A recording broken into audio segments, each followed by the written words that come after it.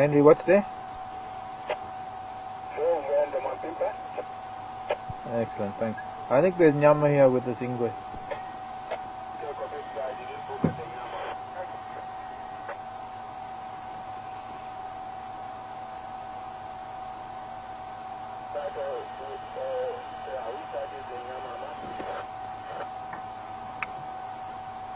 Where he was lying, it was in that leadwood above him. But it's an old, looks like an old bumper. There's not much nyama left. Looks like a nyala. Thank you. Yeah, also Sunday over here on Central. Okay, thanks. So Central Road's busy today. Could be bushbuck actually, not nyala. Are they young? What? He's going to pounce on something. There's something there that is. No chance. Yeah. I thought it was about to pounce on something.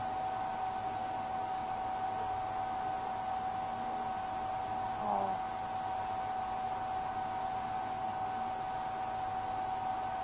Come this way, Induna. No, he's going to lie down over there. Alright, that means we need to find our way in there somehow. And there is a nice patch just here where we could be sitting. If only we could find our way there. Oops, sorry. Got to remember to slow down.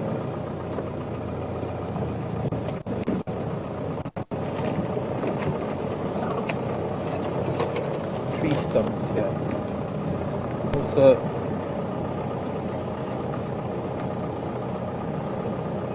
there's water down the bottom there that we've got to try and avoid.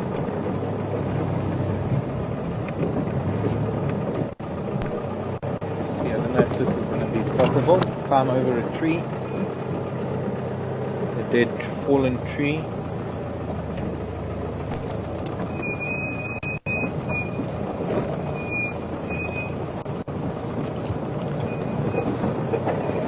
There we go. What I want.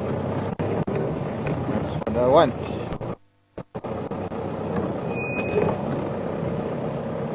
That's not what I want. One of the elephant holes that I've just one of the elephant holes that I just went into. Well, elephant holes where the elephants dig for water. It's not where the elephants dig holes to go into. Although I have to be honest, I've seen holes in riverbanks that elephants have dug that are deep enough for young elephants to get in. Lovely green sedge grasses down here.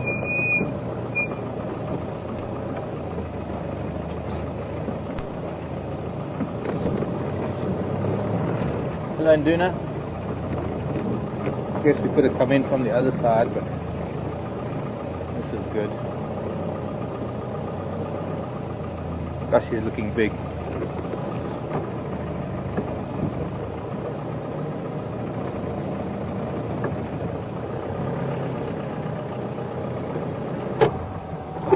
Angle's a little bit awkward, but it should be good. He's magnificent. Hard to believe that this is a youngster that we've watched grow up over the last nearly 2 years.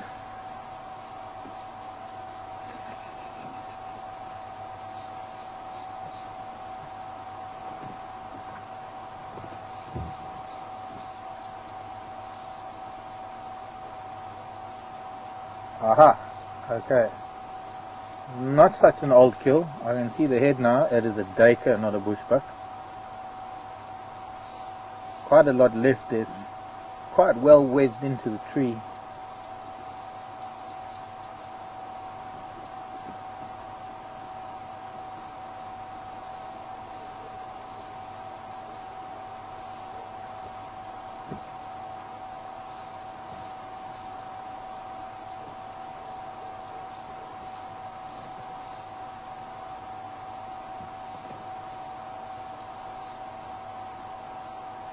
Marilyn, this is for you. Hope this makes you feel better. And soon we've got some elephants nearby.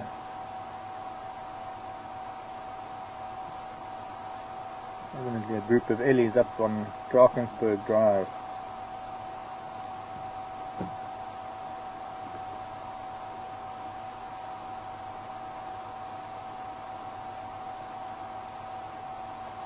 Big sigh.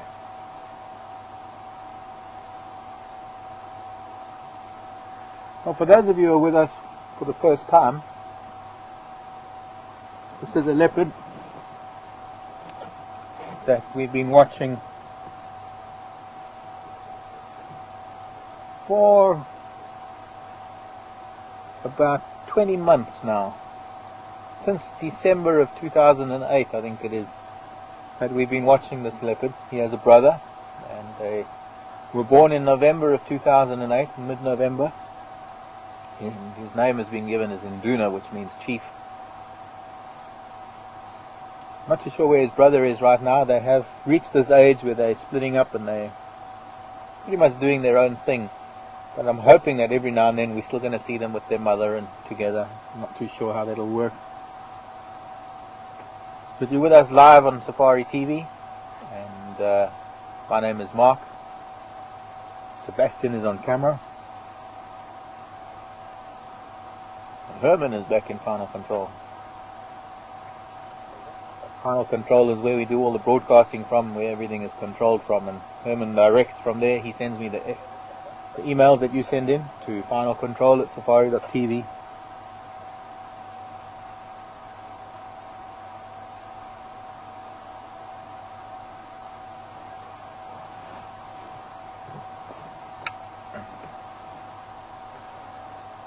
There's Nama with the Ingwe Zamunti in this leadwood tree.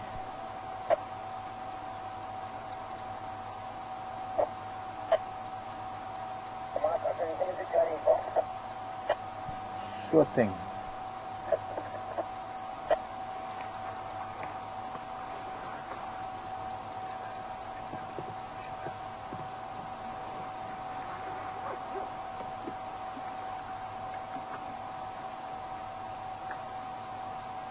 I would have put this radio in here. See.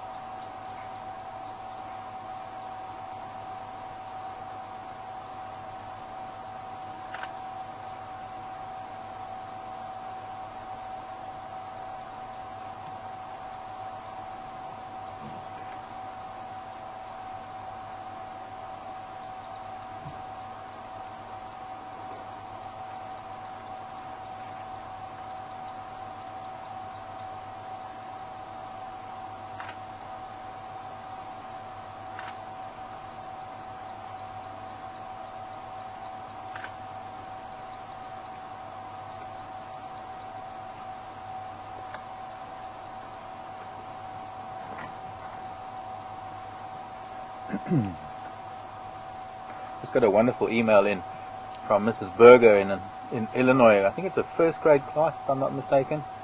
But hi to everybody in the classroom this morning. And a question from Aliyah, whether leopards are bigger than cheetahs. Very nice question that, actually.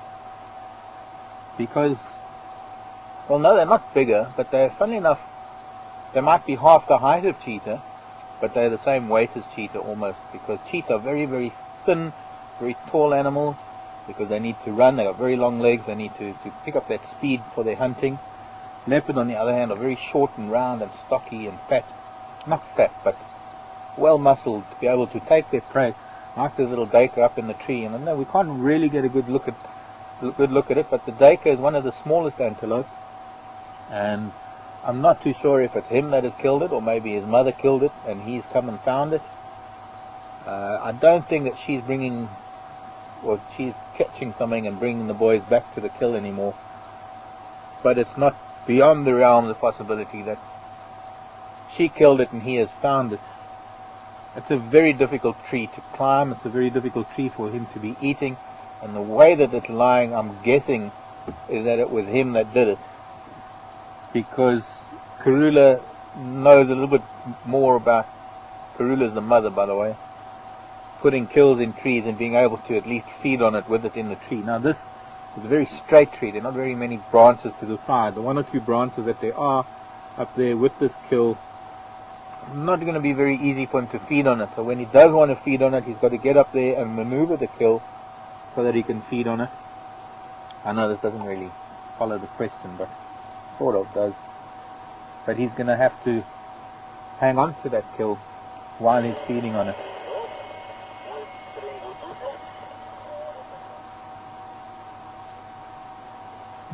Now the leopard takes the kill up the tree like this because it is such a small cat. It's smaller than the cheetah, although as I said it's the same weight.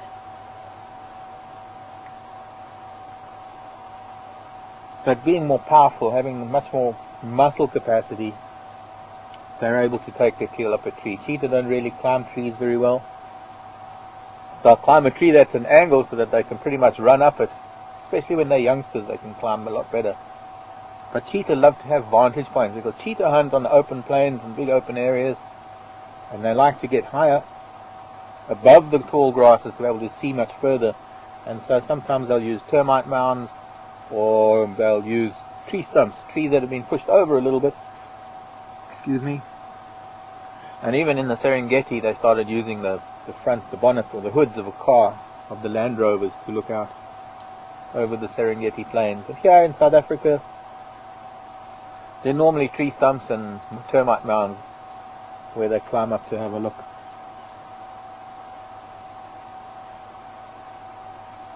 Now here we are on a lovely cold, well not that cold, but we're on a lovely overcast day, not expecting to see very much at all. And we've come across this beautiful leopard. It would be very interesting to see him climb the tree and maybe start feeding. So we are going to sit here a while and we're going to wait and see. He doesn't look very well fed. His tummy looks quite thin at the moment.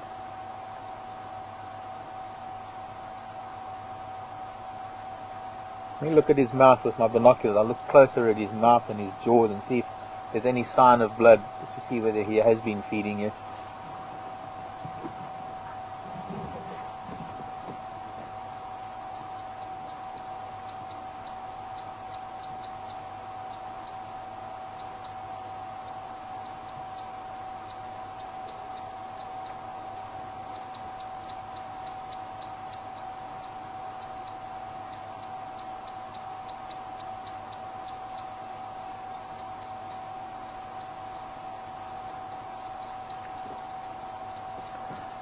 His chin looks very clean. His cheeks are looking a little bit pinkish, but it might be my imagination, I don't know.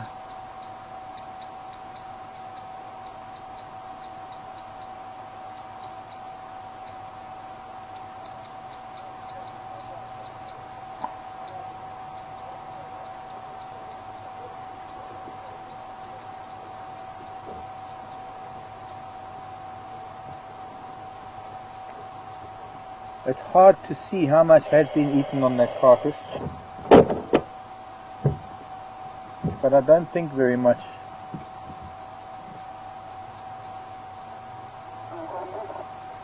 Gee, rhino too. Yeah, go. Yeah, pull in it.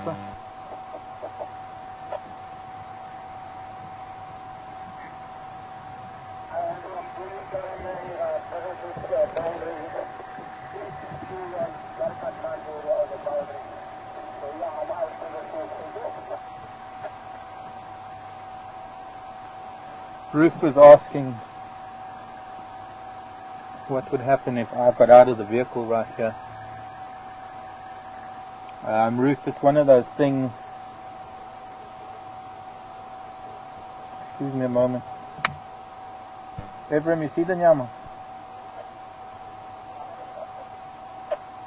Sorry, go again? Has anybody boogered that nyama before? So somebody must have missed it this morning. Yeah, I don't think anyone's running it. Okay, thanks.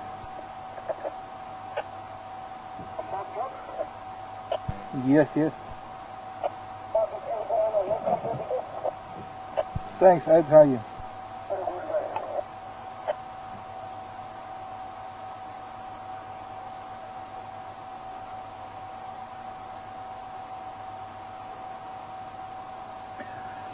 Sorry, so Ruthie, you're asking how, or what could probably happen if I was to get, this is Ruth in the UK, I think, what would happen if I got out of the vehicle right now. And it's something that we would only know if I did it, and unfortunately I'm not going to do it. I have bumped into him on foot around camp. I would say 99% chance that he would get up and he'd run away. He'd give a little growl and he would get a fright of his life and he would run away. And with this proximity, there's a small fraction of a chance that he might give me a rev. He might get a little bit angry and give me a bit of a growl. There's not much. I don't think he'll stay there. I really don't think he'll stay there. But you know, this is one of the things that every single individual animal will be different. Most of them will behave the same way. Most of them will probably run away. Especially because I have the vehicle here first, and then I get out of the vehicle. It might be a different matter if you're walking, if you're on a bushwalk, and you come across this. Yeah, thanks very much. And well, it's very difficult to predict what an animal would probably do. Open the iCat.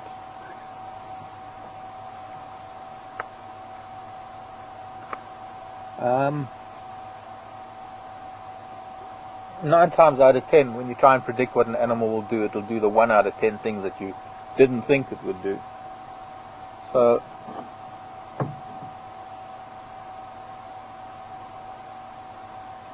I'd prefer to just leave the situation as it is. He's calm with the vehicle. He's resting at the moment. I don't think he's asleep as such. His ear is twitching. He's listening.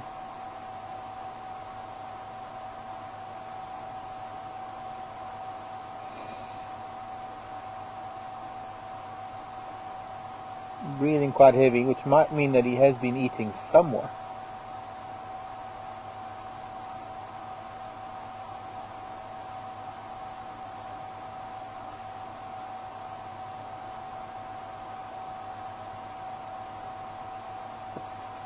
I'm just getting a whiff of it now.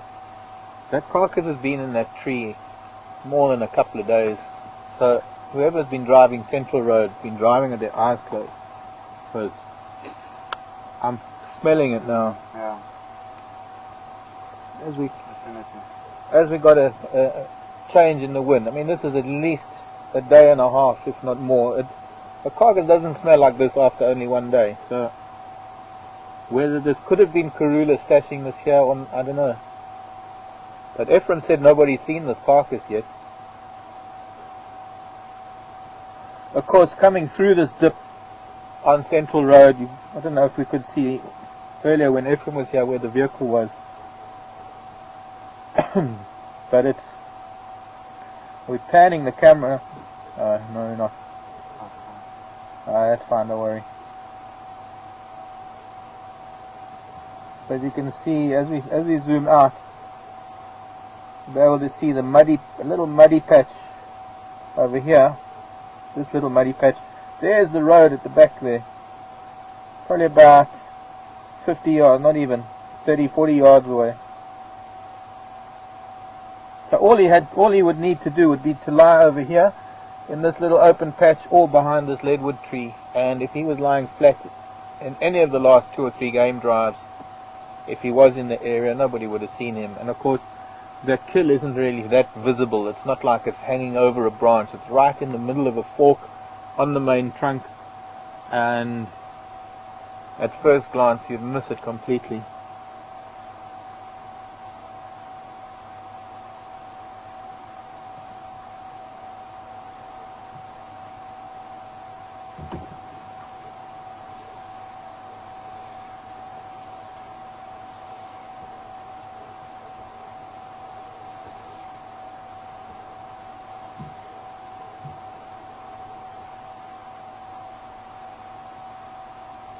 Thanks for that. Are you going to also email him the reply? Question from Fred. Fred Poe, one of our viewers that's hearing impaired, so we often have to email the reply to him. But Fred, if you are watching, or if you're able to, you haven't really ever indicated how much hearing impaired. And I've always taken it that You're not hearing very much at all. But I'll answer for everybody's benefit, and Herman can type an answer to you. But Fred was saying, isn't it unusual that a leopard is lying out, way out in the open without any effort to conceal himself? And to some extent it is unusual. But it's not that unusual given that there are no other predators around, given that there's no, first of all, there's no sun, there's no heat. And it's only really on the hot days that they lie in the shade. On a lovely cool day like this, much the same as it is with full moons, you'll always find cats lying out in the open because it's more comfortable than lying in thick bush. But there's clearly no threat from other predators, from hyena or lion or even other leopard at the moment. And if anything like that was to happen, if we had a hyena come along, or a lion, or even another leopard, he would either scramble up a tree or he would run away and hide in thick bush. But it's quite clear that he's quite comfortable here. I'm looking, as I look around, I turn to look at the camera and I look back at him, I'm seeing a number of birds flying around, particularly the go-away birds, the grey lories. I've just seen a few of them flying around. He's not interested in them at all, but what he will do, he knows that they're around, and they will give off an alarm call if anything is coming nearby. So I think he's confident that the bird sounds and all the ambient noise around him is not indicating any other predators approaching, and that allows him to lie in the open like that.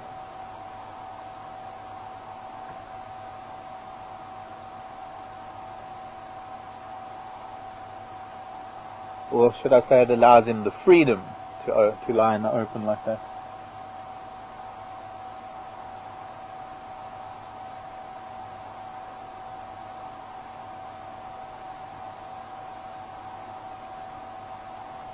Now he's dreaming.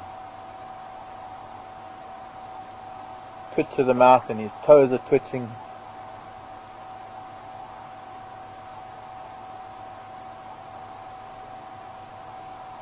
Breathing has become more regular.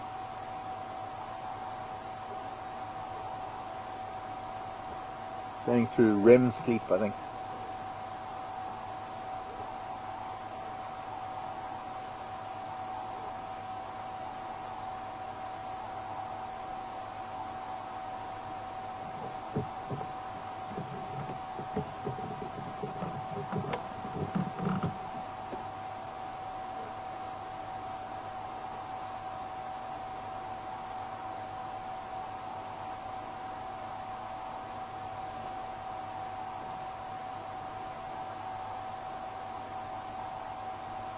Okay.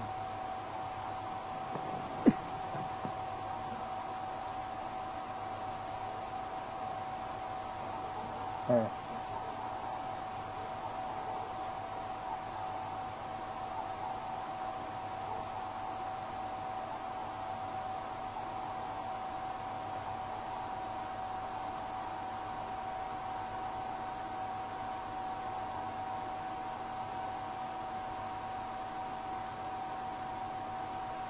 Email in from Texas now. And we're trying to zoom in on a fork where the tree, where the kill is.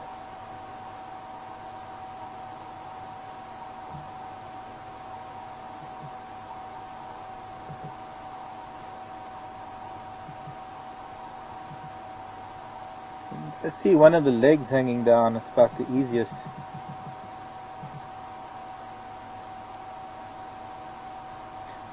The head is, if you follow the two forks together, the head is sort of at the bottom, pointing down where the two forks, but it's behind all those twigs, so it's hard to tell. There's one of the back legs hanging down. There, just off to the right of center.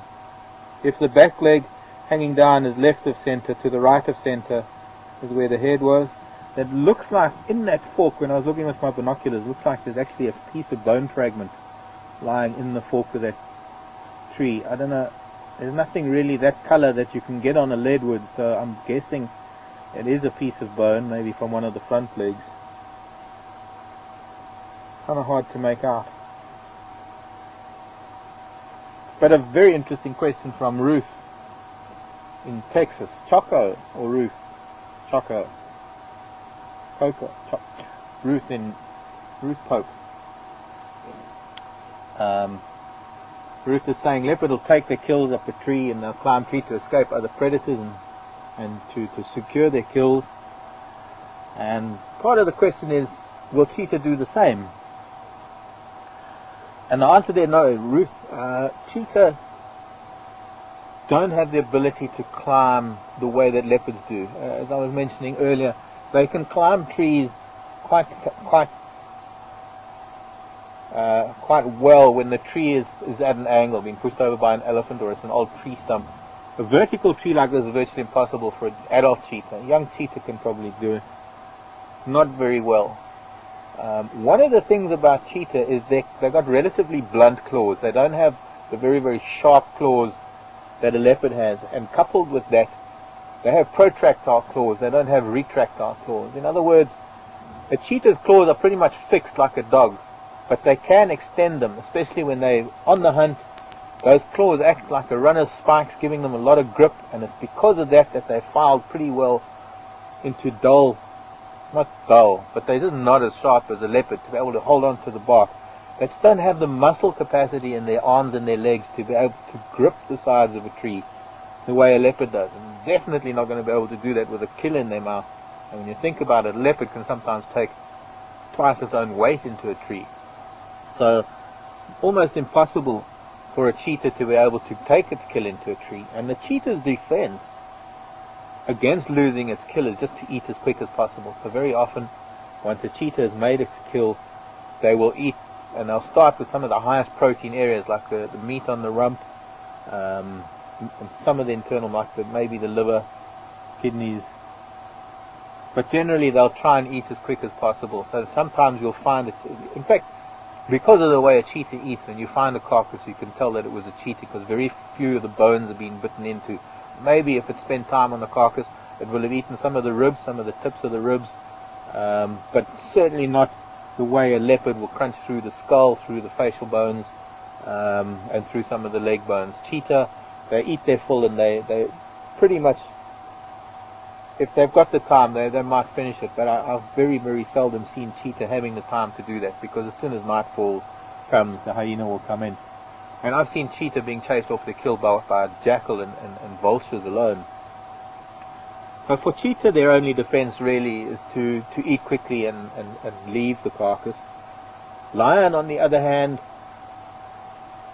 of course, they don't need to protect their kills. Sometimes they do. Depends on the number of animals we're talking about. Very often, numbers will overwhelm. If the numbers are not in their favor, like let's say 10 hyenas attack 2 lions, the numbers win in that instance, and the lion will leave their carcass to the hyena. Lions don't climb trees as much, although I've known lions to climb trees. There are some places in East Africa where they climb trees very often, and I have seen here in South Africa, in Sabi Sand and in the Timbawati, I've seen lion in trees, but not as often and not as much, or rather as high or as easily as some of the lion that are born to it in East Africa. But it's largely because it's just the lion's weight, that body weight, is very difficult for them. I mean, it's one thing for them to get up a tree, but it's another thing for them to get down again, because of course they have to climb down backwards in some cases. Lion cubs love climbing into trees, but they're not very agile. A lion have got a very narrow tail with a little black tip to it.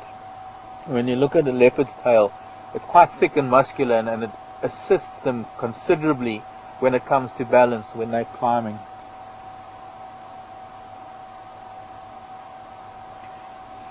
Getting back to Induna here, he's starting to get that much thicker neck, that lovely heavy shoulders, that beautiful male look to him.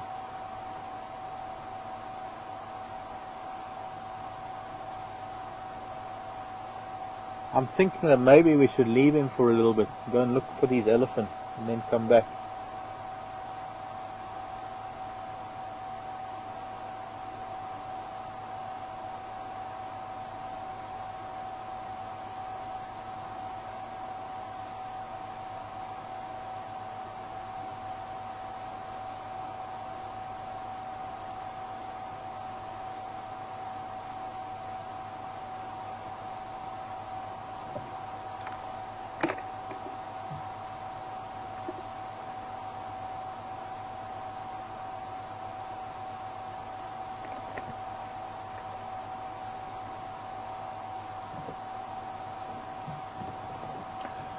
Hi there, Gareth.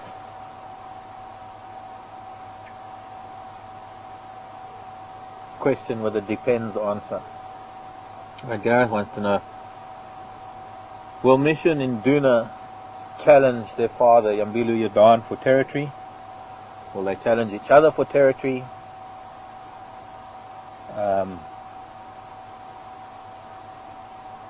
Gareth, can't really tell you until it happens. I doubt it. Generally, they should move off out of the territory. I don't think Yambilu Yadan will tolerate two young sub-adult males, even if they are his sons, within his territory. Poses a threat to mating with their sisters and their mother. But we've already seen some rather unusual behavior with regards to the whole leopard family that we have living here, in that they do associate with it. They have been associating with each other. With recently, just before Karula and Induna, or rather Karula and Yambilu Yadan were found mating, we actually found Induna with Yambilu Yadan, and the two of them were sitting with each other.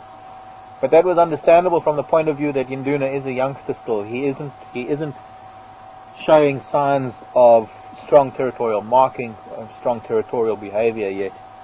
And under the circumstances, being a lot smaller than Yambilu Yadan, he's obviously no match for him yet. Given a few years' time, it might be different. But by then, he should have his own mutually exclusive territory that will encompass the territories of other females that he can breed with, and not necessarily that of his mother and his sisters. But this is something that we will never know. This is something we cannot predict. This is not something that is such a regular occurrence that you can say when a leopard becomes mature it does this, because there are so many influencing factors in every given area, and here there are other mitigating factors like this strong familial bond that these leopard have here that is, I won't say it's new, but we're starting to observe stuff here that hasn't really been observed that often before, in terms of different generations of leopard interacting the way that they do. And even within a lion society that is a strong pride, a strong cohesive social unit, you get a situation where the young males do have to move on because of that possibility that they're going to be mating with their own gene pool, their sisters or their mothers. So at some point they will, Induna and Mishu will be forced to move on. I don't think they would challenge Yambilu Yadan. He's much bigger and older than them, and well, even there I can't predict what would happen if it were to happen. But Gareth, this is the beauty of what we do, is that we're live here with a camera every single day, and we're able to follow their lives because we are within their territory. But this is something we're just going to have to watch and find out how it all pans out, because we can speculate and we can have all the experts in the world say, well, they will do this and they will do that. But I can guarantee you that no matter what any human says, they will do different, because they're leopard. They're the ones that have got, the ball is in their court basically. They're the ones who are forging ahead with their lives. We don't really know what they're going to be up to. We're just very lucky to have them here still, and that's the most amazing thing, is that we have all these leopard here.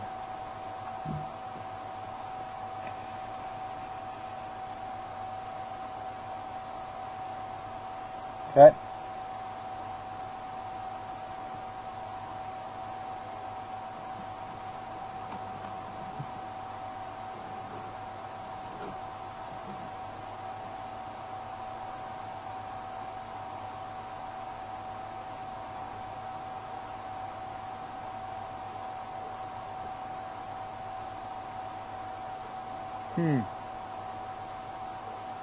Hello, Phyllis.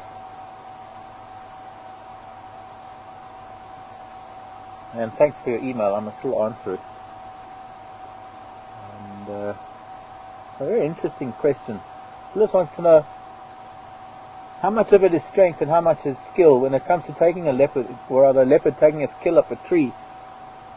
And we look at Karula, and this is a comment from Phyllis. Karula can take much bigger carcasses up a tree, yet she's so much smaller than the boys. And under those circumstances, very much so. It all comes down to skill. Skill, practice, and just sheer experience, I guess. I'm pretty sure that they're probably stronger than her. They don't have the skill yet to catch larger animals, I don't think. Although, let's face it, both Mishu and Induna have killed impala. We have no idea whether they've killed anything bigger. But as far as their ability to take it up a tree is, they've got a lot of work to do. They've still got a year of killing and taking their kills up a tree before they can get anywhere close to the kind of skill that Karula has. That's just something that comes with time. And strength plays a very big role. Strength means that being a male over a female, you can catch bigger carcasses. And I've seen the likes of baby zebra and baby giraffe in trees.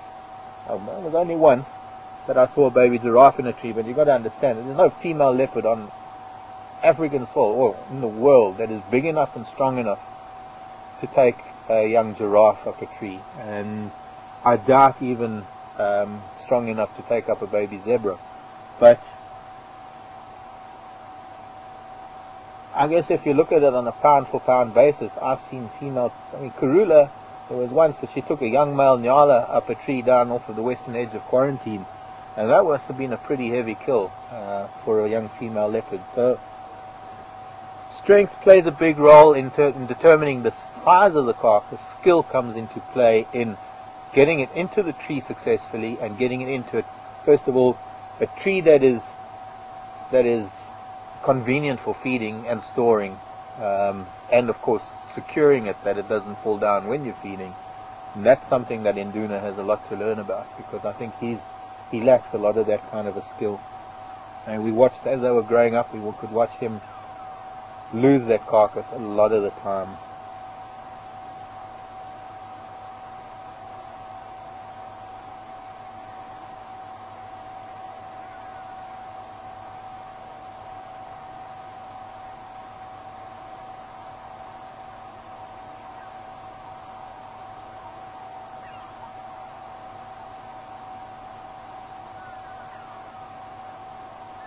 There are some go-away birds that are starting to shout. I hope you can pick them up on the sound. But all around us. He hasn't changed his breathing yet.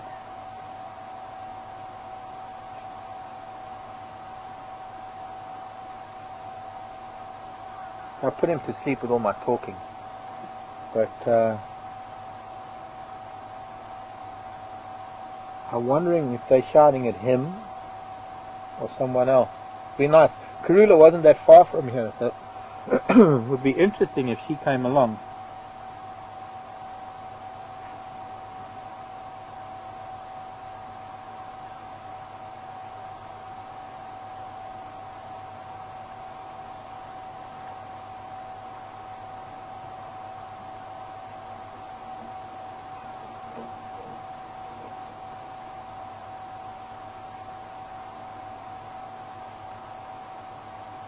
Oh, very strong whiff of that carcass now.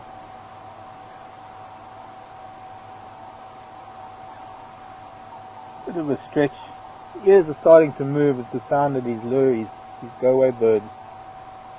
I saw him blinking a minute ago.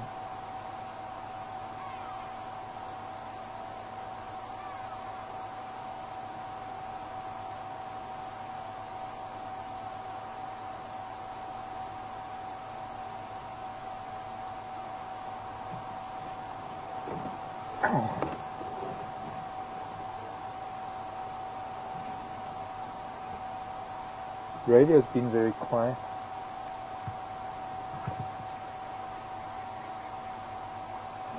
Maybe I had the volume down too low.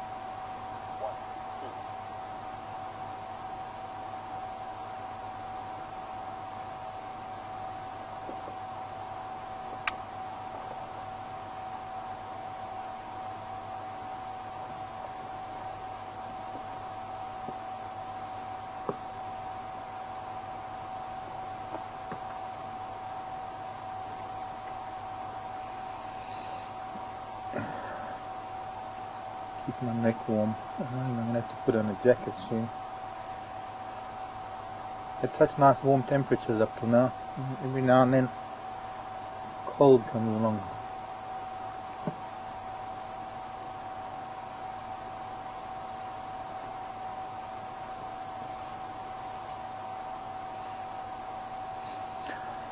I think before it gets dark, Sebastian, let's go see if we can find these elephants. Okay. And then come back here. I don't think he's going to go very far, not with this nyama in the tree. Nyama means meat, by the way, in many African languages, all the way up to East Africa, in fact.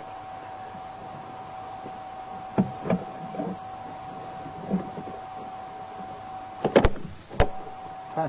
Yeah.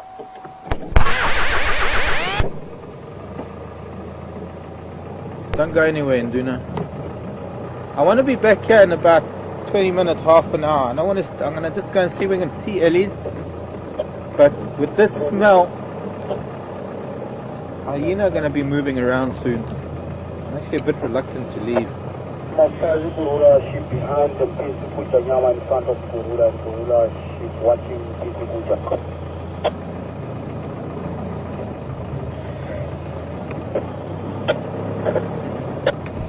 Cable come in. What's that lock? What is that? What is that? What is it?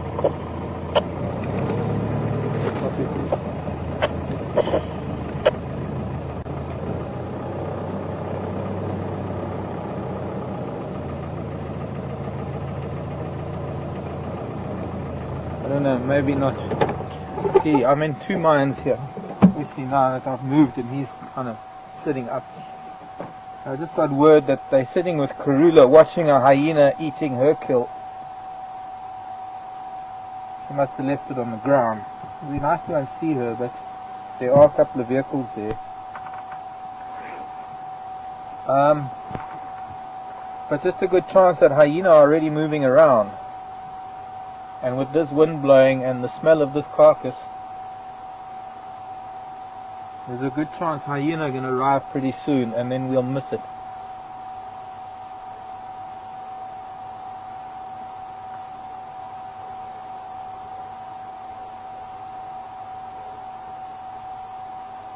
So it's kind of what to do.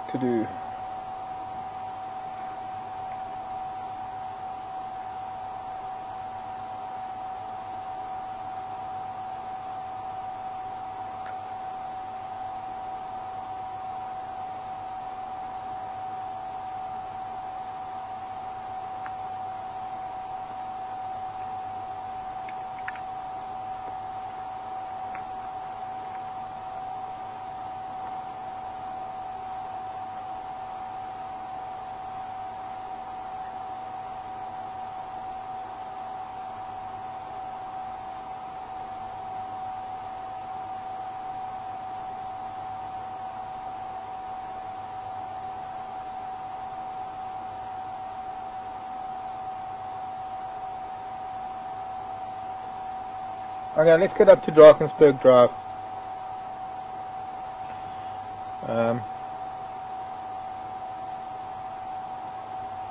Probably left it a bit late to go and see. But something will happen here soon. But let's just go. We might sit here for another hour and nothing happens.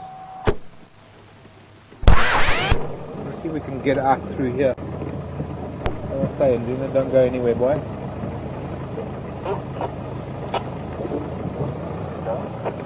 No, I'm not going to get out here. Thank you.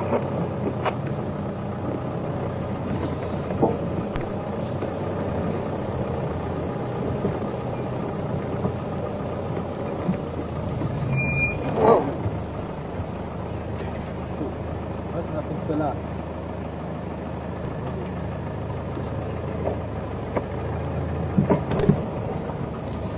Elephants have been digging here a lot. There are a lot of a lot of holes and things.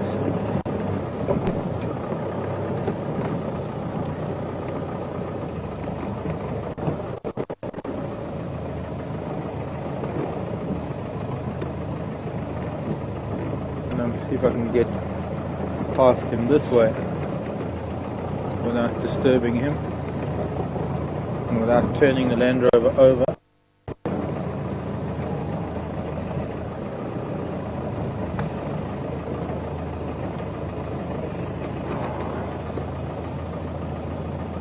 Get a shot of him there. In this, Nice angle. Yeah. Almost on top of him, lying down in the ditch.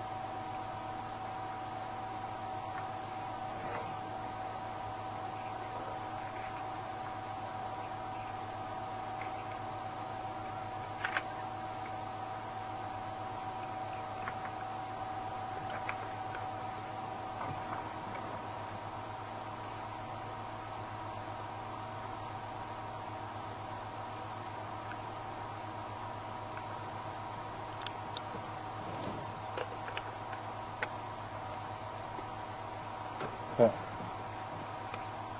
Let me know if you're ready.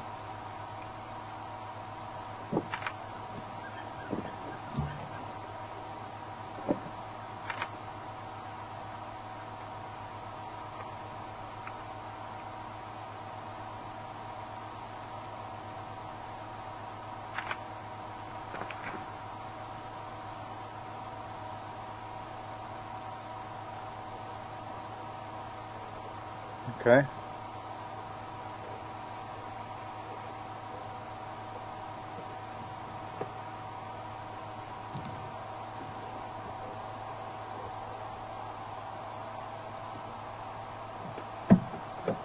Sorry, who was that?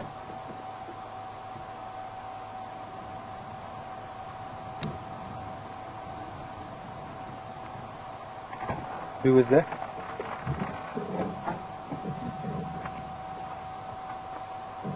Hillary.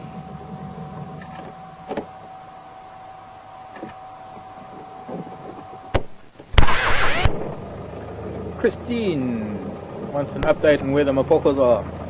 Christine, I haven't the faintest idea. I'm afraid, having been away 2 weeks and only just getting back, I've got to catch up on everything. Okay, this might not be possible. Well, maybe not. Just watch a Land Rover do some mountain climbing. I don't know how. This doesn't really come across well in 2D, but maybe it will come across nicely. But this is an attempt to just hope this works. We don't fall over.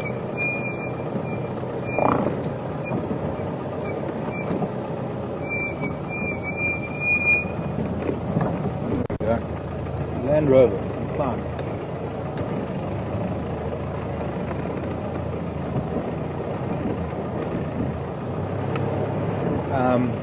I will try and find out what's happened. I will be catching up on things. It's going to take me a while to catch up on things.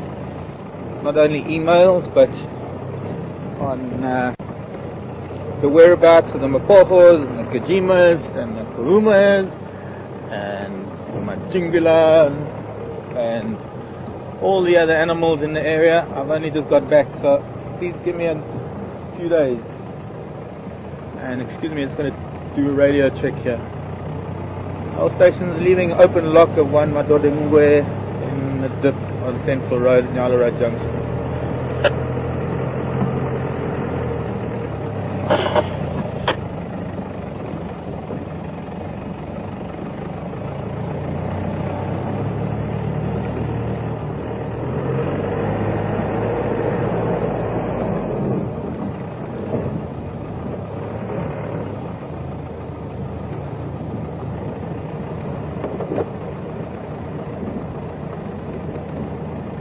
Hello Richard, nice to hear from you again.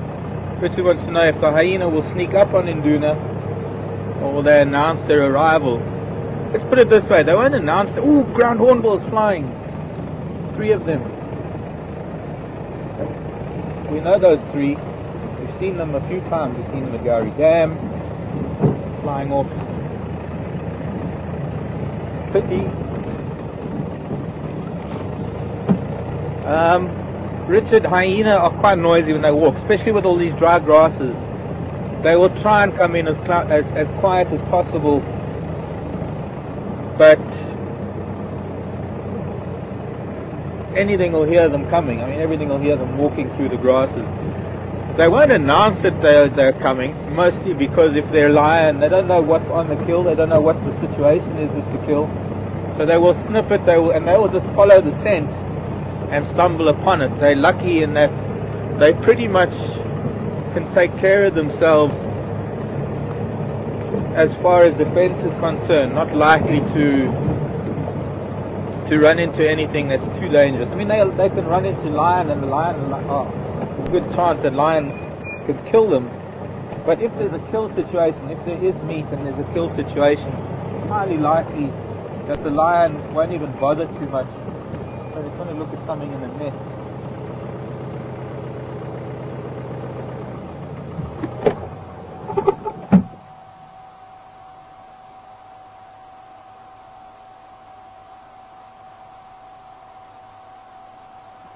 Something in a knobthorn. Need to investigate it in the morning. One morning when we've got the right light. It looks like something in that nest. I can't remember what that nest is.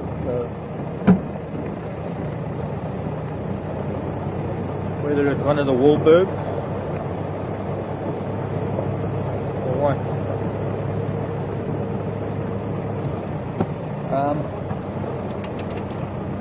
Richard.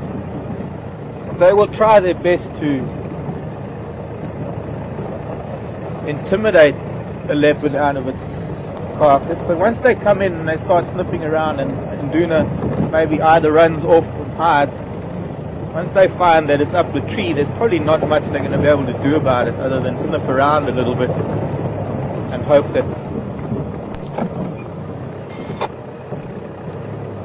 that some snacks, some pieces fall down.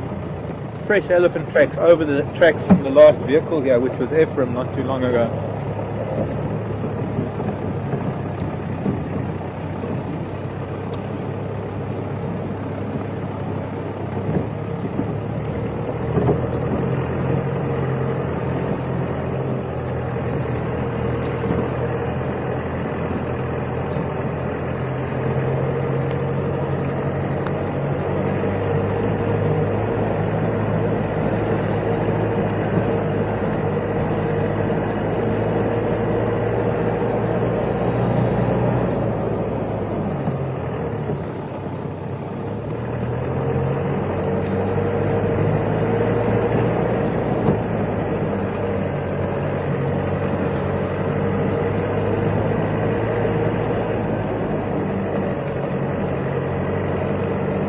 Elephant have gone that way. Not too sure.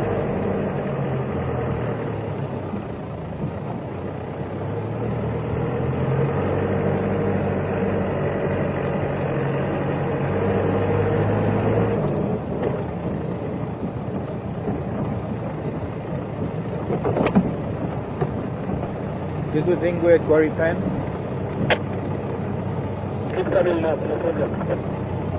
Thanks.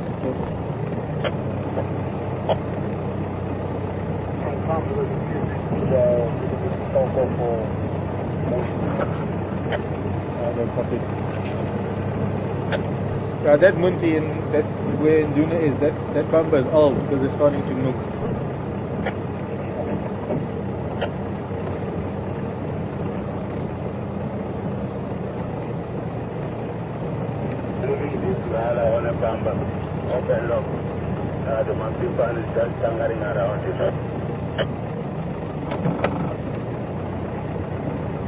So right now, within a space of maybe a mile or two, there are lion on a kill, Karula on a kill, and Induna on a kill. So it's kind of cat killing weather today. Pretty amazing. Unfortunately, we can't get to the lion. Although I have to say, I think Jennifer's seen her first lion ever. These elephant tracks.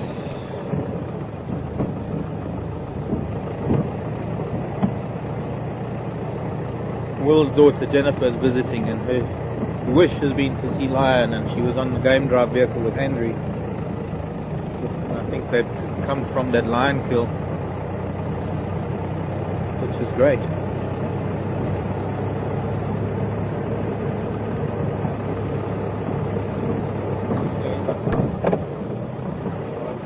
Yeah, I see that.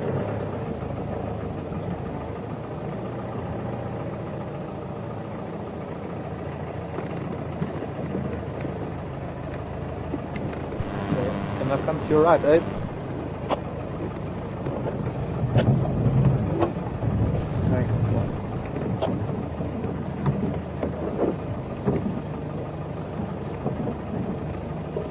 There's Karula. Let's just have a look at this. Hyena's eating, I think, the skull of this daker. Okay, thanks. Good.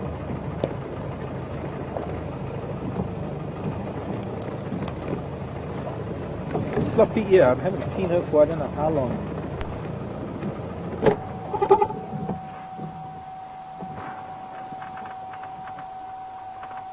Actually, no, Sebastian.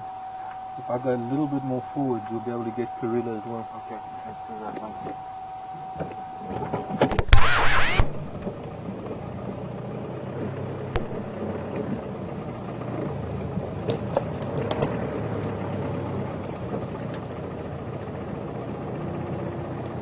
Good. Can you see her?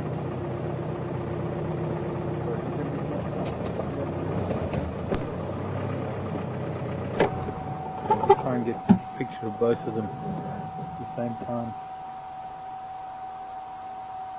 She's quite bloody. This hyena, by the way, is the hyena we know as Floppy Ear, who we think is the matriarch of the local clan.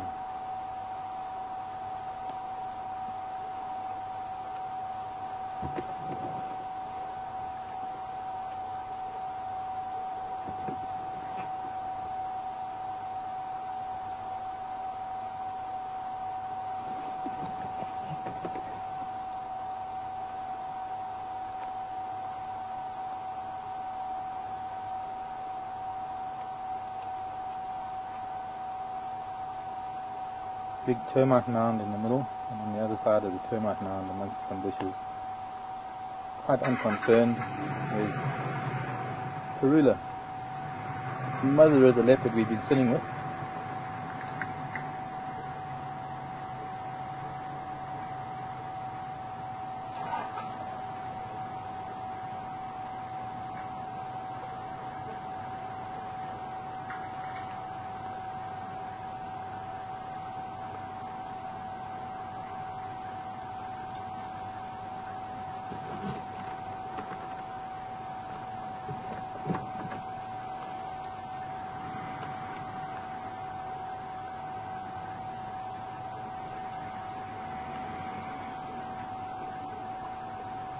Can't open it.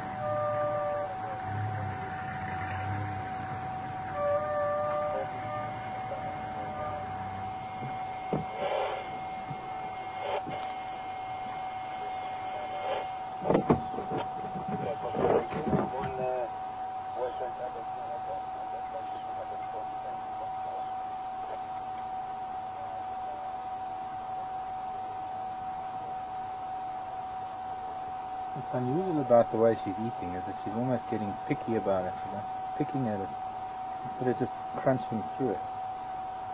A hyena would normally eat that little morsel in a matter of minutes.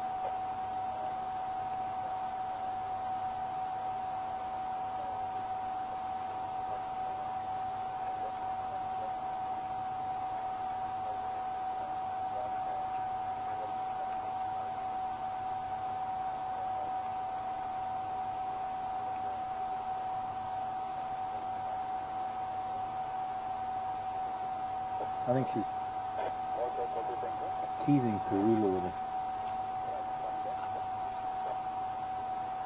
Bloody jowl.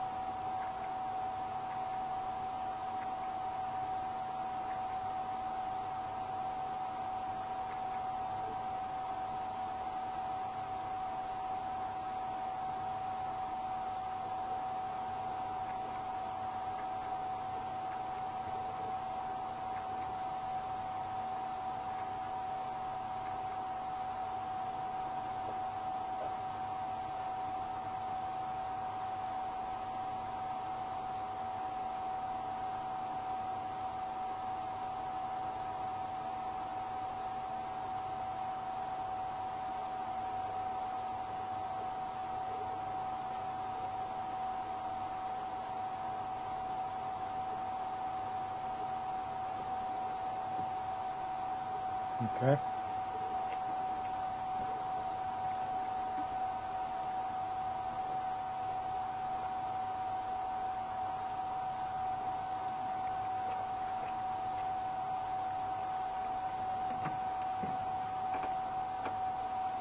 Jerry Lee asking an interesting question.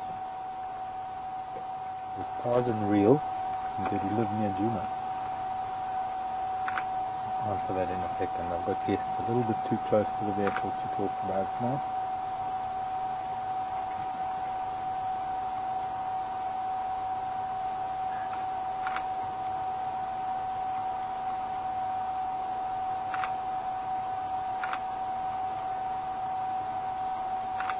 Her mammaries, her nipples are very distended rather, this hyena, so she's definitely lactating. I think it was her that was seen carrying cubs.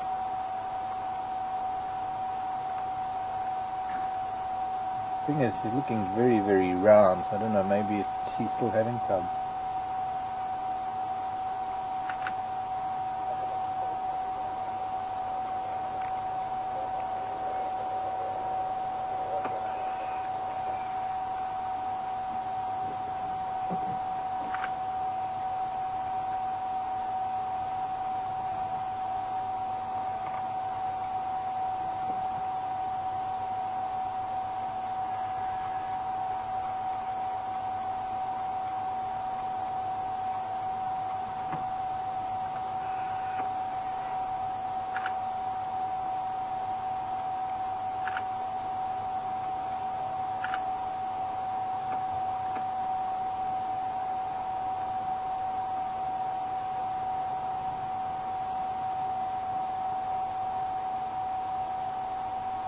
Got to remember that these two animals, this hyena and this leopard, know each other intimately.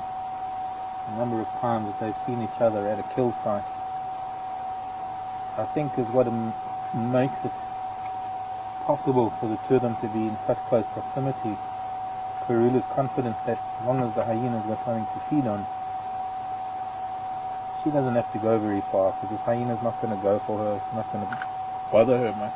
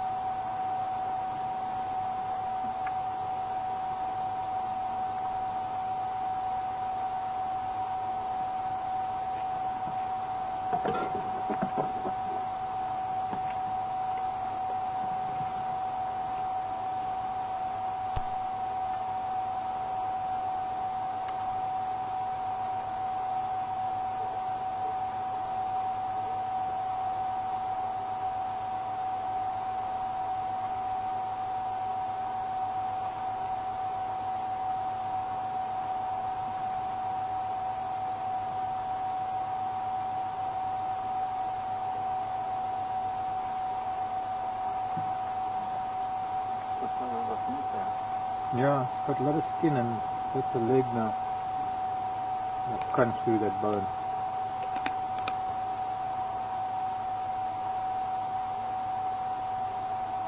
Cut up now.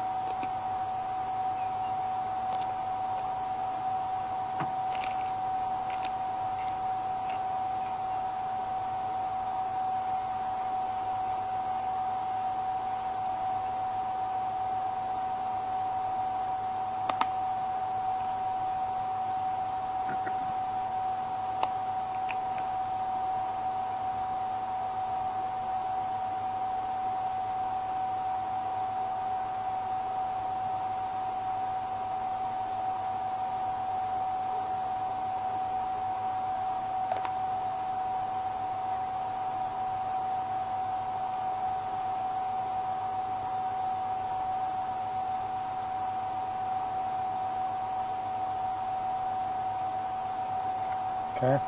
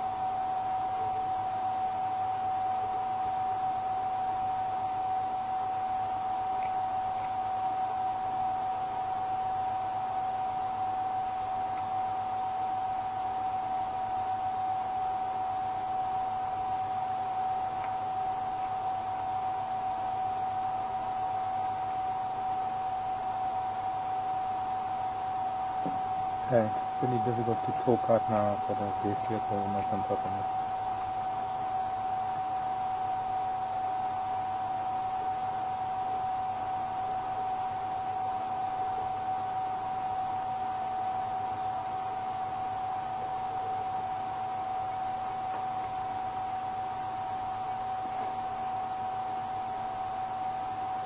Can't do anything about it. I've got a vehicle right behind me, can't go anywhere. And you can't get Karula. Yeah.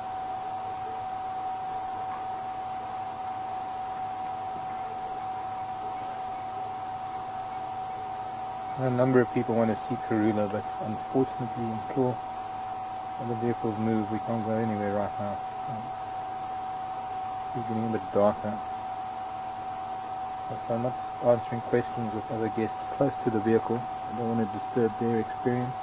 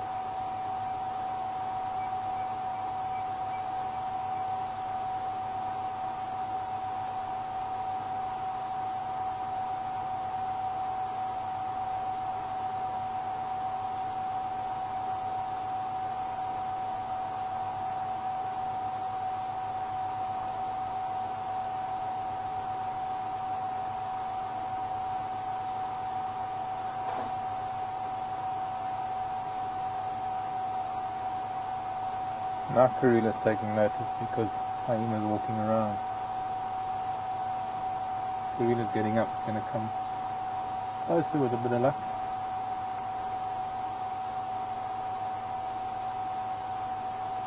There you go, Paddy.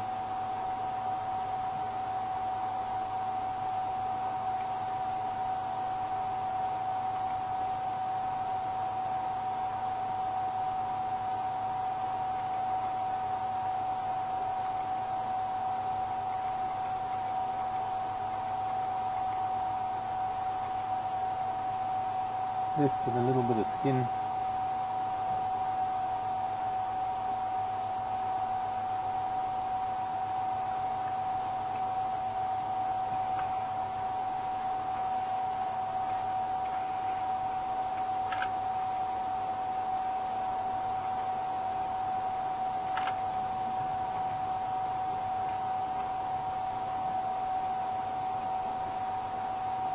Not easy to tell what it is they were eating, but I believe it was a daikon.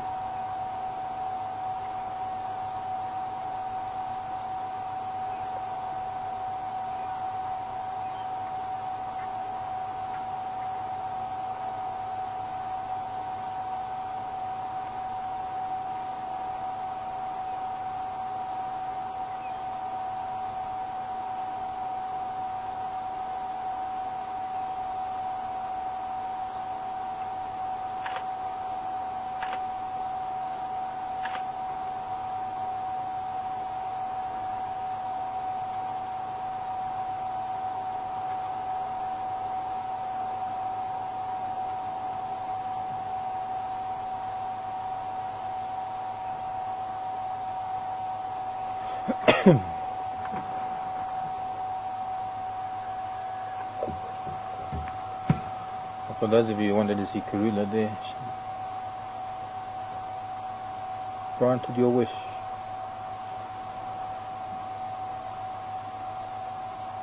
Now, maybe we can follow her back to Induna.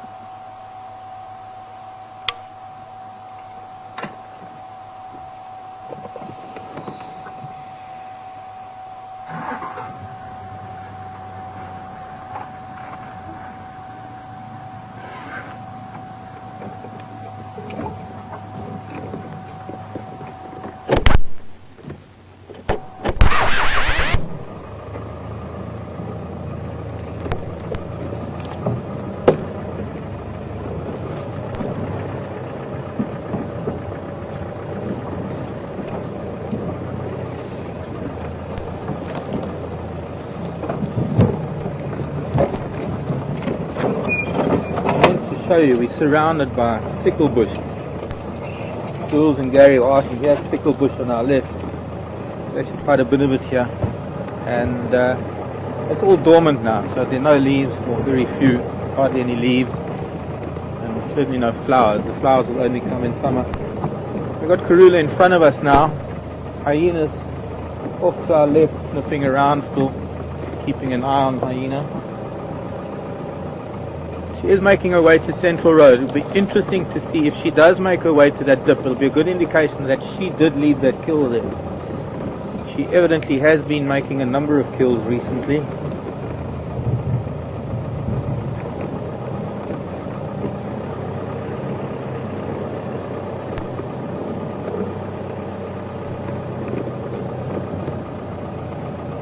Try and find our way through here.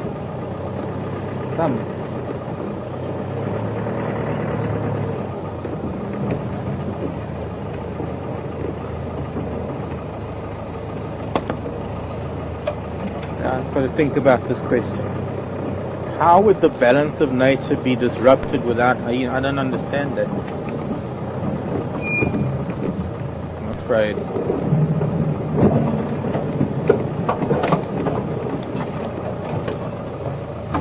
Oh, maybe hyena. Herman's saying maybe Sandy's asking what the hyena's place is in the food chain. It's just it's another predator. But more than a predator, because being the kind of scavenger that our hyena is, and hyena have got this unique ability to break bone down, to digest bone and hair, as opposed to others. All the other predators, I don't know, we can maybe lose her now, because I've got so much to get through in terms of twigs and sticks and thorns and spines, all this dicrostachys, the sickle bush here. The sickle bush is a big punches walking parallel to the road, and losing sight of her.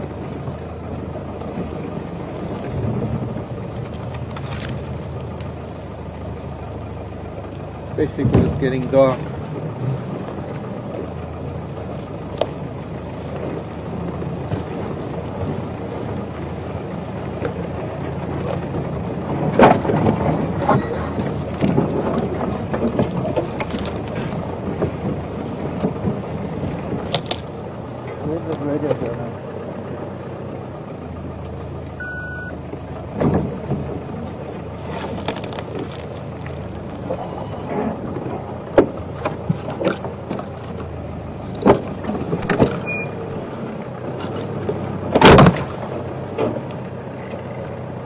Elaine wants to know if a hyena went back to the den and are the hyena cubs in danger.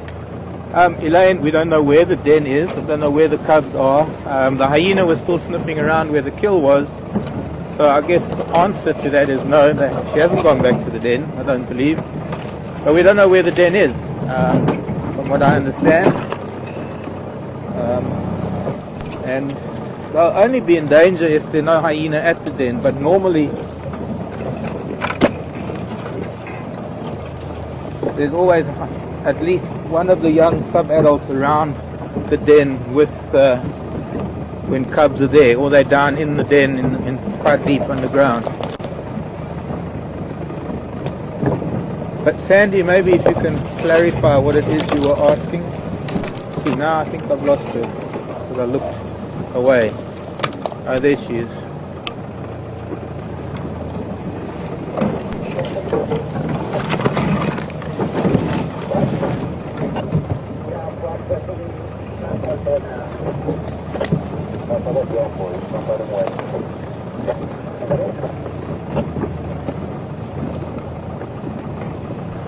anyone's interested, Garuda's from very south from that Nyama side.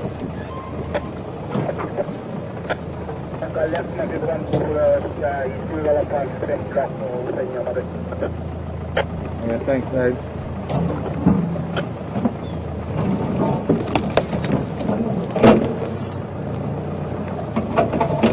She knows how to play games, this girl, doesn't she? Gonna get to be where we're gonna lose her, because we gotta get. Pardon? Are you?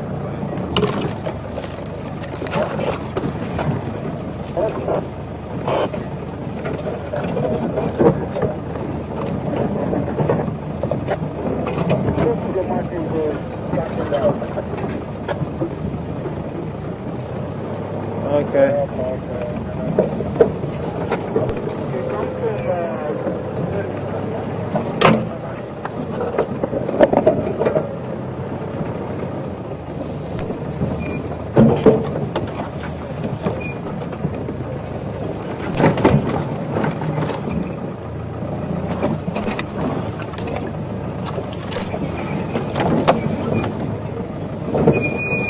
Maria, North Carolina. Okay, this is kind of, I can see her straight ahead of us at that marula tree, but for us to keep up with her in this is going to be almost impossible, because I have to slow down for the branches that threaten to take the camera off of the back. I'm trying my best, so let's see what we can do. Yeah, it's opened up a little bit more. Here she is, right in front of us. Just mark the territory on this marula tree.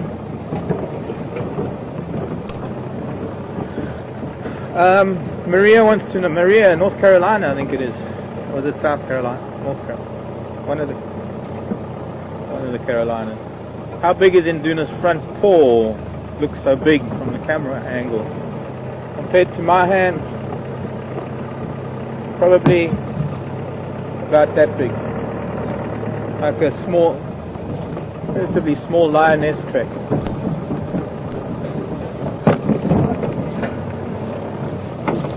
Karula, there's a road right there, girl. You could walk on the road, although she looks like she's coming to Central Road soon.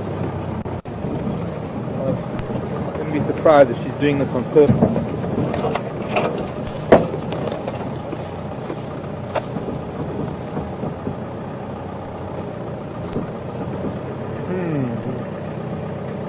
She sees a big thicket and aims for the thicket.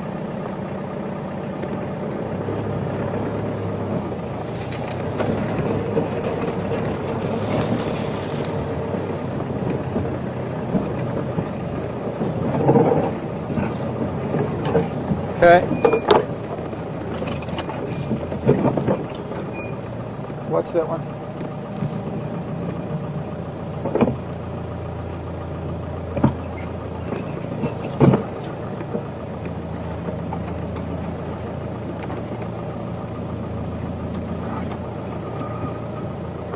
She's going in. I'm just trying to get in my bearings. She's heading off more in a different angle now.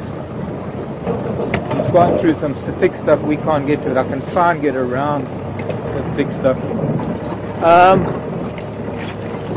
Amanda, Kentucky, is saying,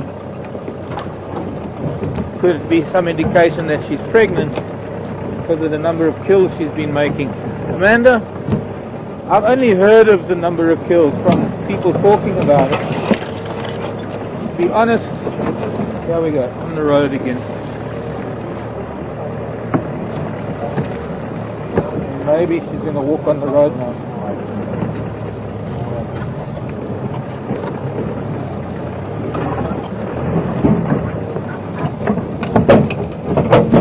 Yo. No, she's coming up. No, she's crossed the road yet. Would think so.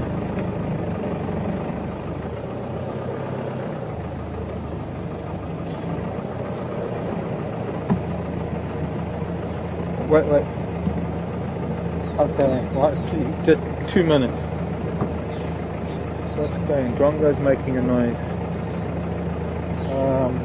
So she was here 2 seconds ago.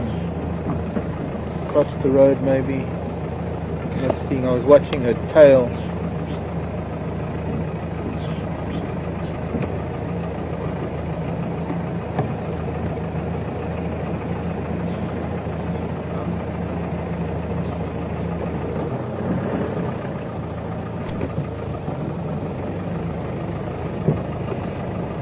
Okay, go with that question.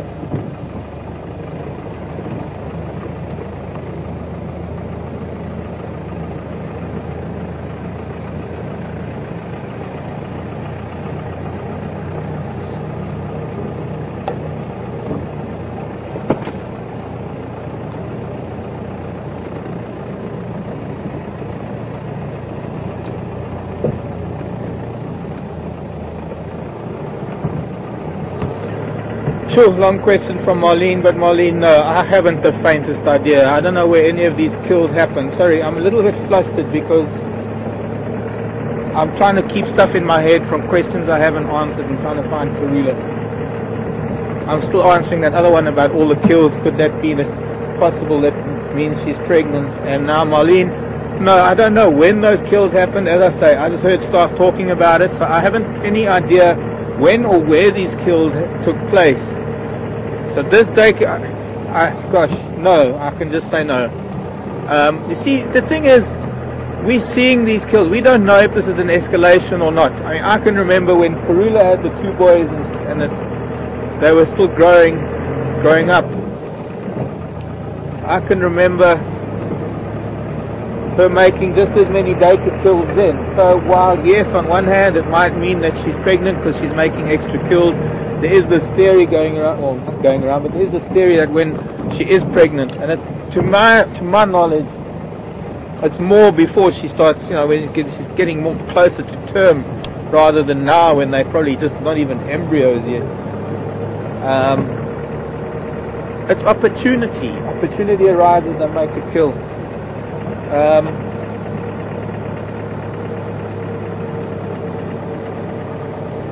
wonder if she was coming up here. She was sort of hanging at an angle up here towards Cheetah Cut Line.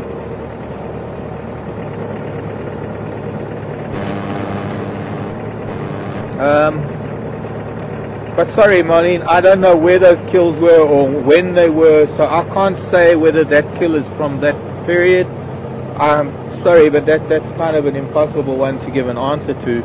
But getting back to the frequency of kills and whether it's an indication that she's pregnant, there again,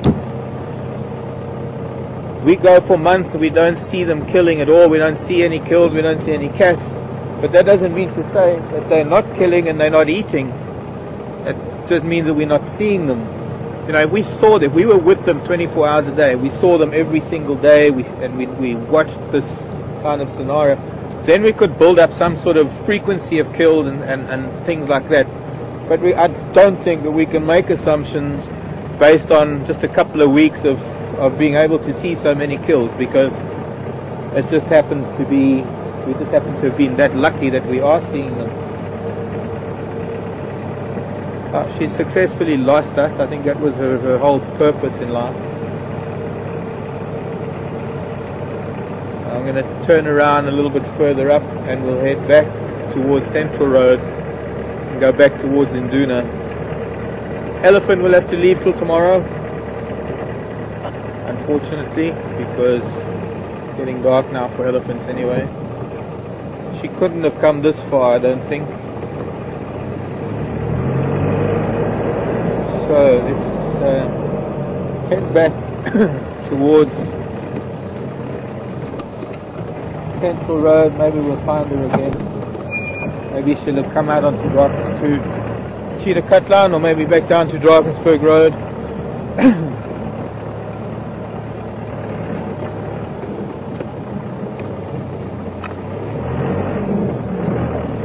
Station finally lost visual of Karula. I think she was heading up towards Cheetah Cut Line. I'm on Cheetah Cut Line now looking, but pretty thick Latina, I lost her.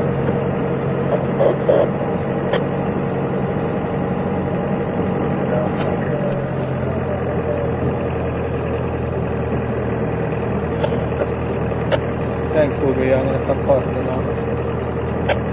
I was hoping maybe Karula was going to come that way.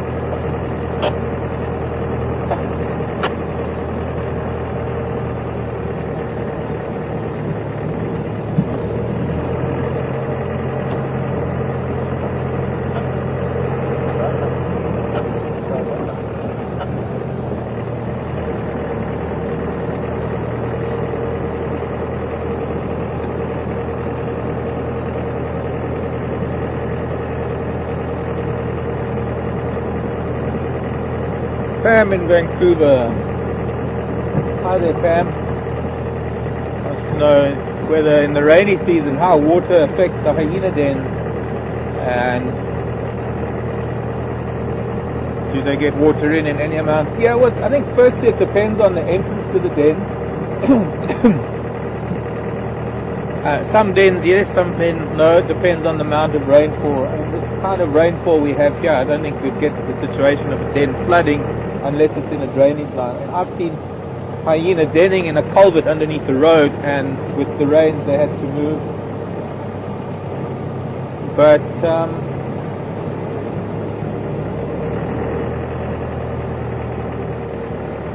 it's a question that is so general because yes, it's a yes and no answer. Yes, in some cases they will get considerable water in them and very, very heavy rains if the den mouth just happens to coincide with the direction that the rain tends to fall.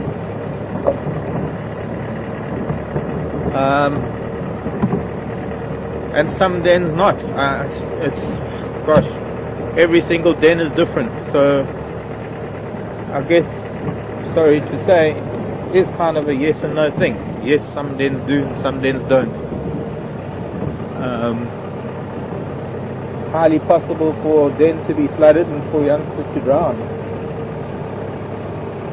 Not a common occurrence by any means.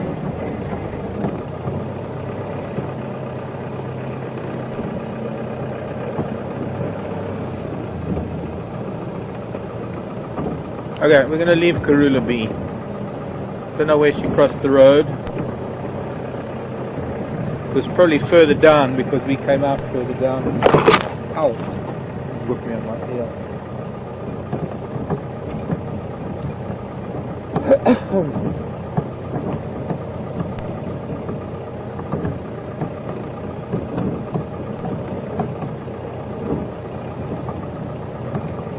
Unless she's cut back down towards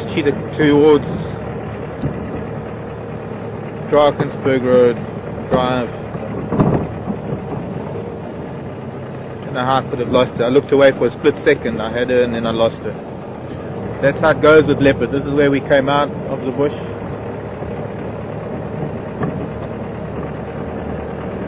Oh well.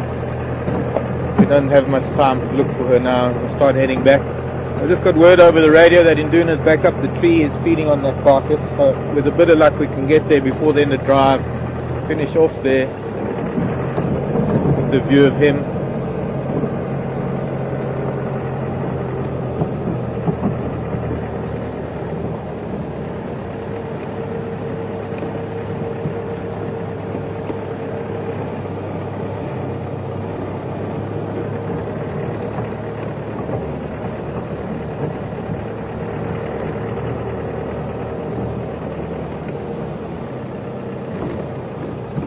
No sign of her tracks here, so I don't know where she's gone. But good for her, she lost us.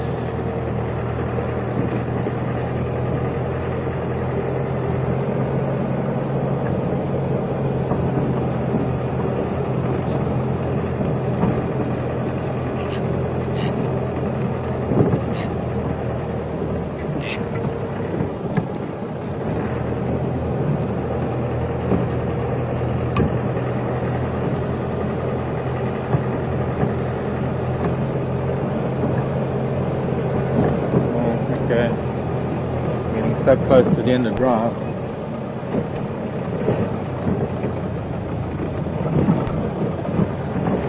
Don't know if I'll make it back to Induna in time.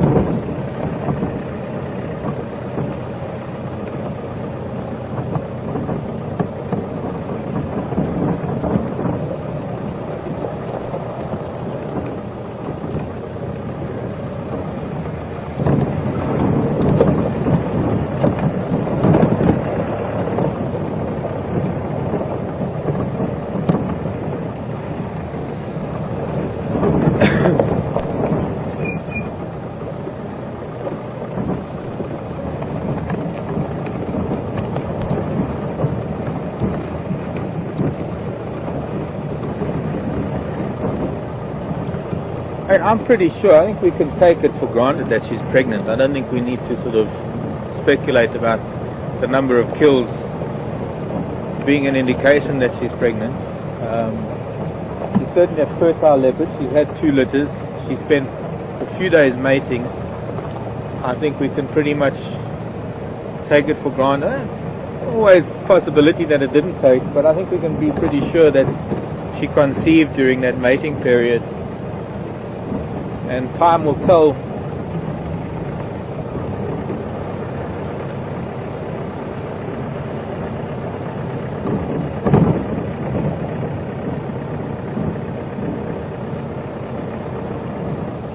Just thinking about that other question, I think from Marlon.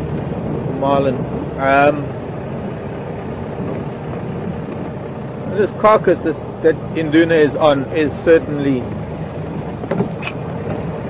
old, but no idea of how old it is based on the smell of it. It's at least 2 days old.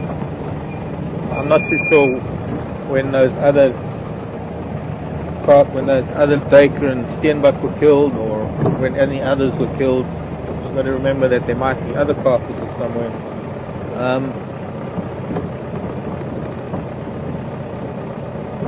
I don't know how to answer. Still don't know how to answer that question, because I only heard about it today, so I don't know where any of that happened, or when, for that matter.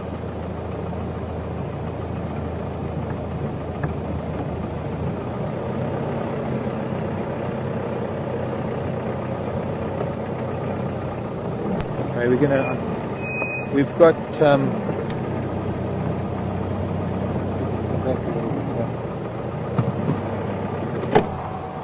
because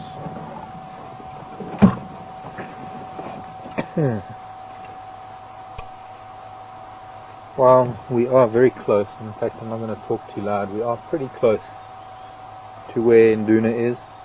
I can actually see the light in the tree up ahead, but if we go further, I mean I've got about a minute left to say goodbye, and I can't do that down there because there are guests and vehicles down there. That's another reason why I wasn't answering any questions with the hyena and the leopard earlier, because we had a vehicle right behind us, and it does impact on the guest's experience if we sit talking and it's sort of unrelated or even related to what we're watching. They don't want to hear it. But from my point of view, it's been a fantastic afternoon. Nice to be back, even with the weather. It was a lovely surprise to not only have Induna but also Karula with the hyena on her kill. For those of you who are watching via the internet, do stay with us, because as we go down through the dip, we'll just have a quick glance. After we close off, we'll have a quick glance at Induna up in the tree and give you a few minutes extra on our way home. But otherwise, from me, Mark, and from Sebastian behind the camera, Herman back in final control. It's been wonderful having you with us this afternoon, and do join us again tomorrow morning. I will be in the director's seat, and Jared will be... Bye birds, good night. Jared will be presenting with Kath on camera, I think. So until tomorrow morning, 6 o'clock Central African time, we'll see you then. Bye for now.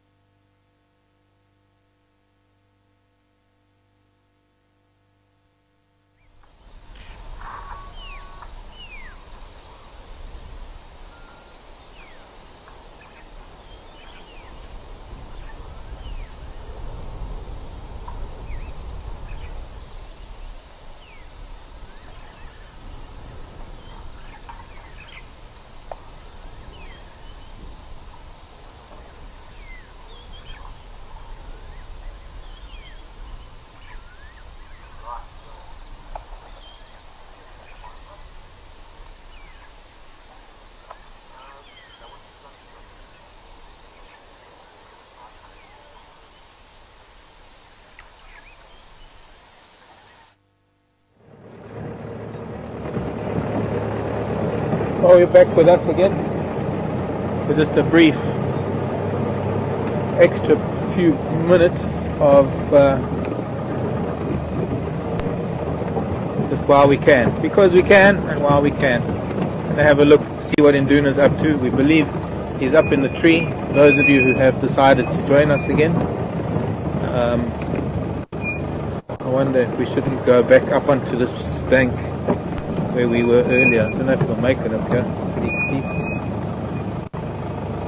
We've got to get around the other side. It's easier to just keep on this flat part on the muddy patch.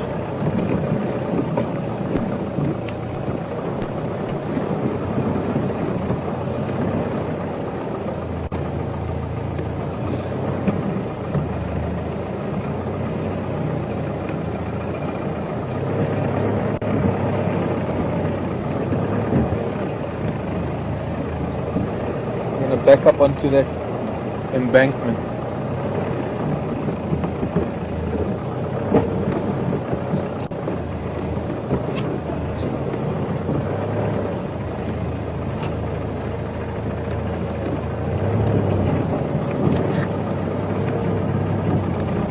How's that, Sebastian? Yeah. Maybe put there. Is that good? Yeah. Okay, I know this camera is not that great at night, and I need to secure the spotlight so it doesn't move. I'm trying to center the beam a bit more. There we go.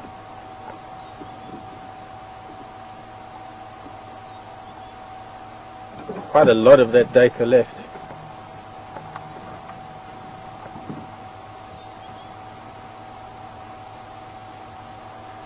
Well, as I said earlier, it's a bit of an awkward tree to be feeding in, but he's managing. He always manages to get this position that he's got to stand up and eat.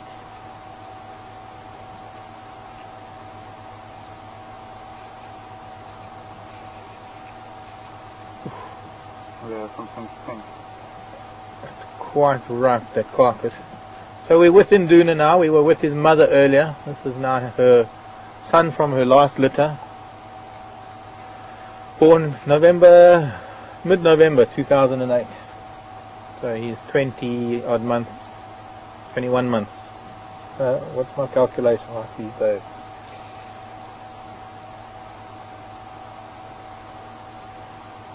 $22 months. September, October, November.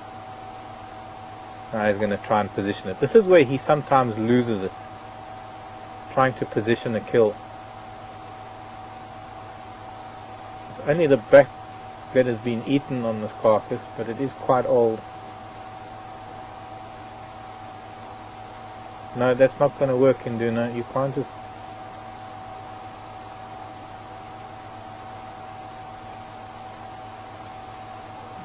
I don't think that's going to work either.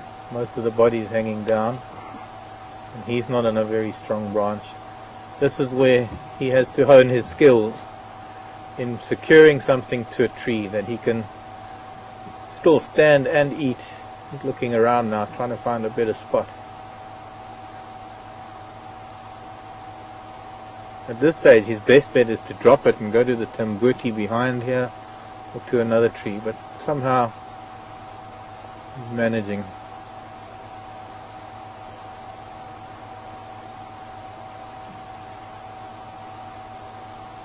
I guess he's kind of lucky there are no hyenas sniffing around at the base, because as it is now, he can drop it and can still retrieve it. Any sign of a hyena? He's trying to... It's a young male, very young male, so not even a year old, this little dakin.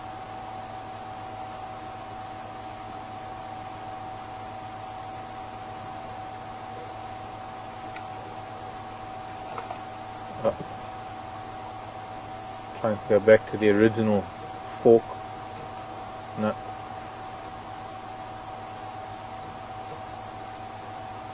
He seems to have found some spot there now that's fairly secure.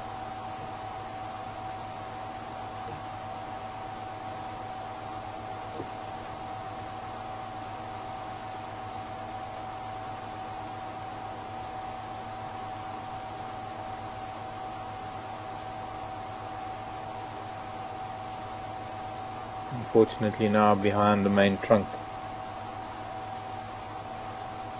But not very appetizing for those of us who are going to have our own dinner right now. It is quite a powerful odor, put it mildly.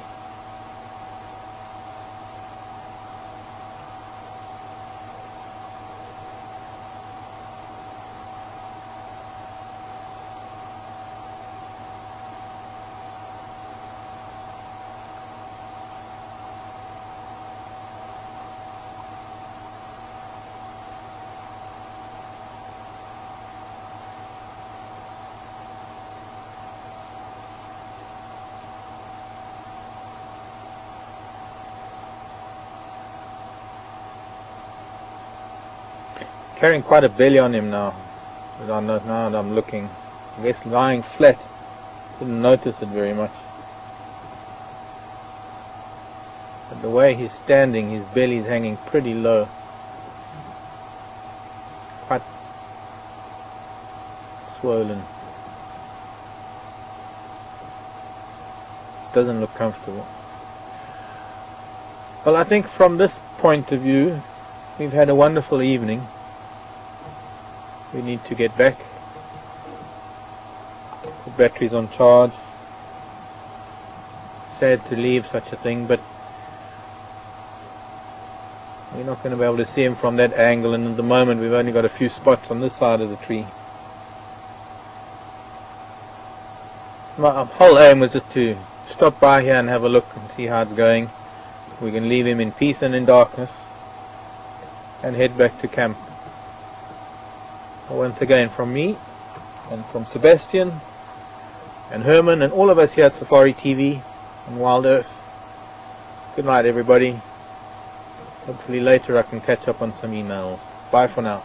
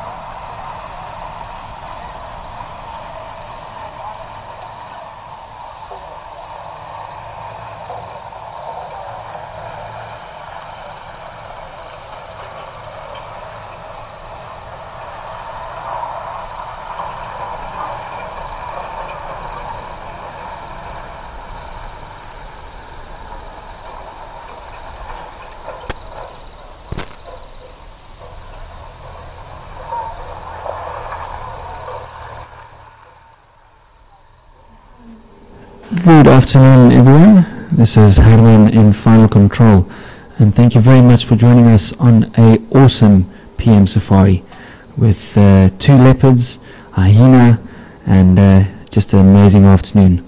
Please join us again tomorrow morning at 6 o'clock Central African time, when we'll be going out on our AM safari, and hopefully we'll be able to follow up on these amazing cats.